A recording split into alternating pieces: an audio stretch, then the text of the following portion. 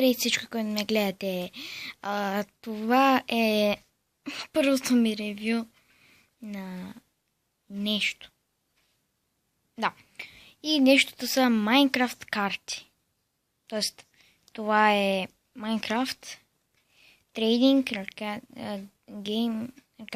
И когато ги обърна, се виждат тези неща. Тоест, това не е обикновения Minecraft, това е Minecraft или Windows 10 Edition или Xbox 360 Edition.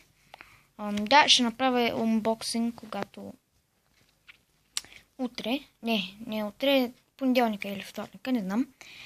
Сега, това са картите. Такъв им гърба, т.е. някои карти са по-специални, имат такъв гръб. Както виждате.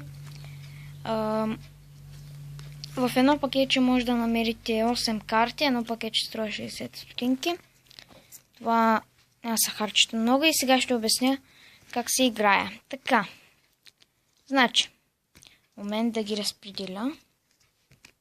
Значи, както виждате, тук изписва ножица. Тук изписва хартия. А пък тук има камък. Така се играе, както, нали знаете как се играе камък, ножица, хартия. Така и се играе тук. Примерно, другите неща, които ги няма в мнение са нощ, рана, вау, той не мога да прочита. Те отре. Нещо размазано се вижда на телефона, както и да е. Тундра, това е биом. Slime Command Block. Sleepy Time, което е апдейт. Мисля, че е бета апдейта. Не знам. Да, някои светят. Villager. Тук даже показва колко кръв има.